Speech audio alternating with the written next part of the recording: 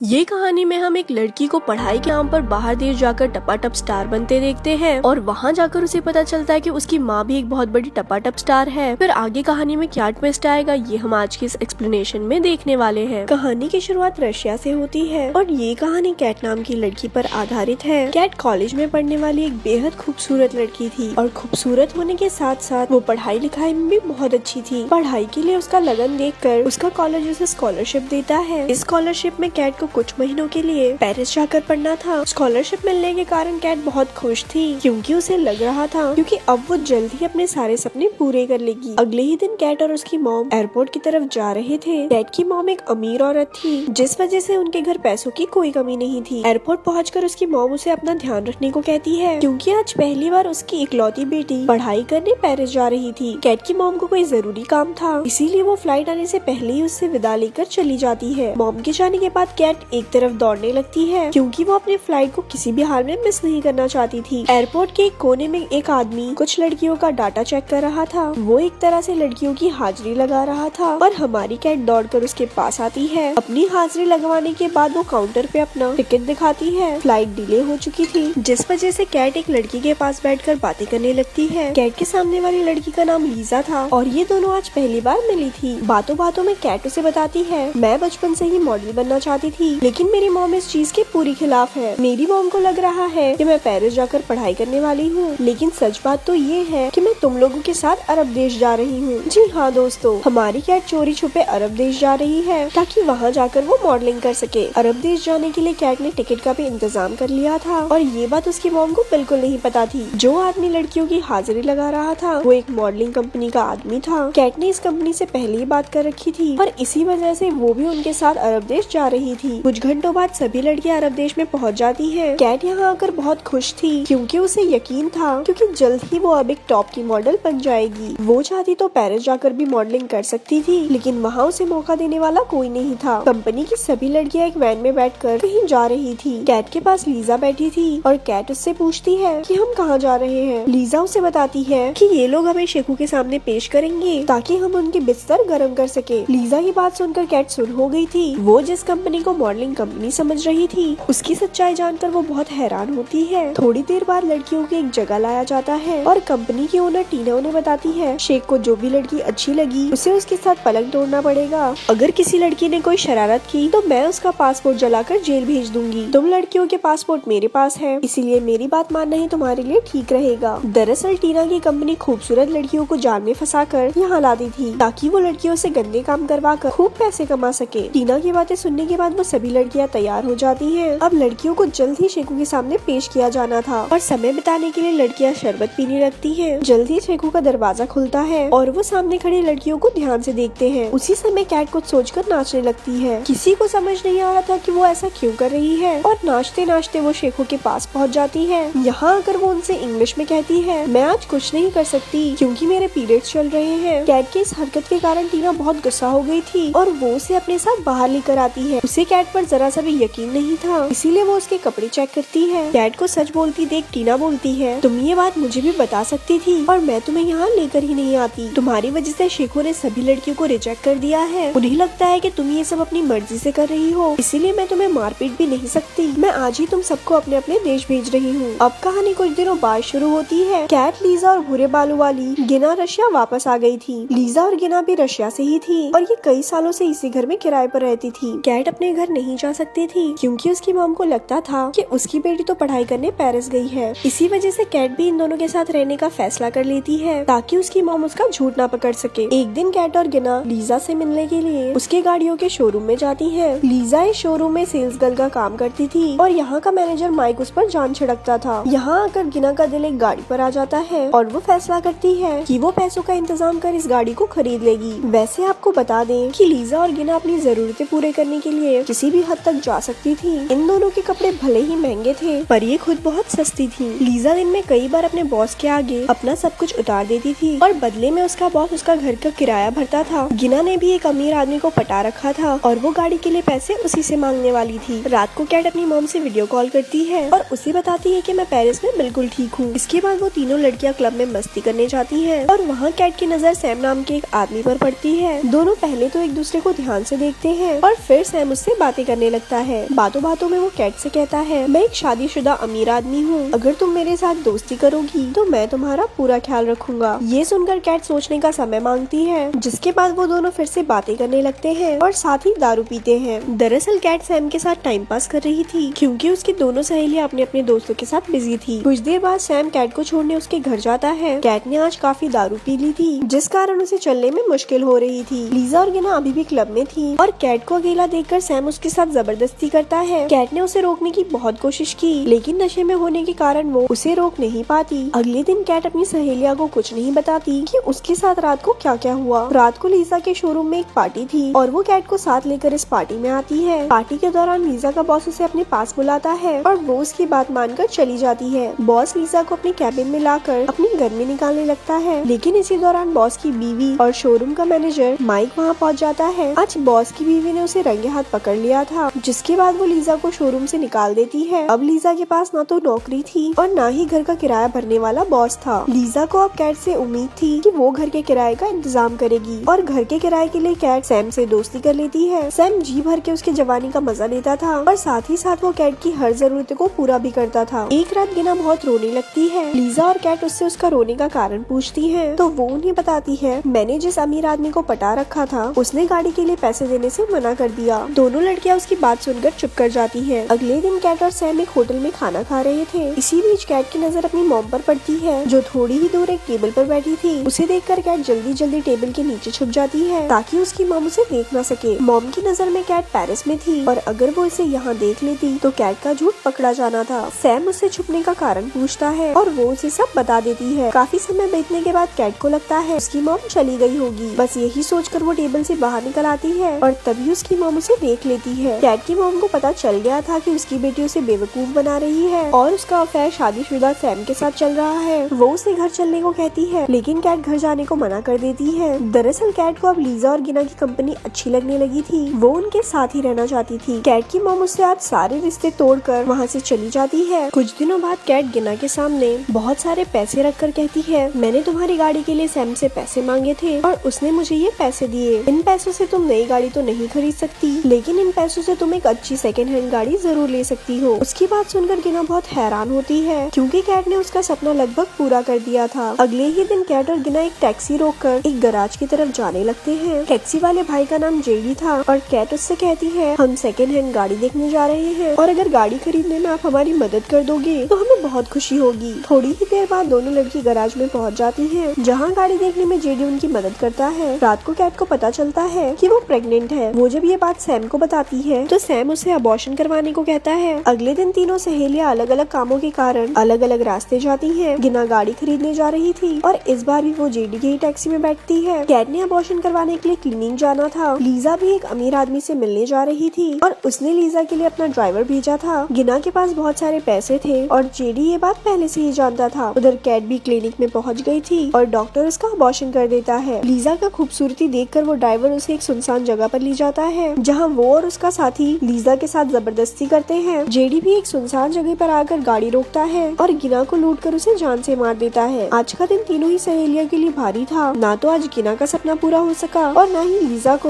अमीर आदमी मिल सका। कैट को उम्मीद थी कि शायद वक्त रहते सैम उसके पास आ जाएगा, लेकिन उसके पास भी सैम नहीं आता। गिना की मौत के कारण दोनों सहेलियां अंदर से पूरी तरह टूट गई थी। कहानी के आखिर में लीजा माइक का प्यार कबूल कर लेती है और कैट अपनी मॉम से माफी मांगकर उसके साथ अपने घर चली जाती है और यहाँ ये मूवी खत्म हो जाती है। ऐसी और स्टोरी सुनने के लिए हमारे पेज को लाइक करें। धन्यवाद।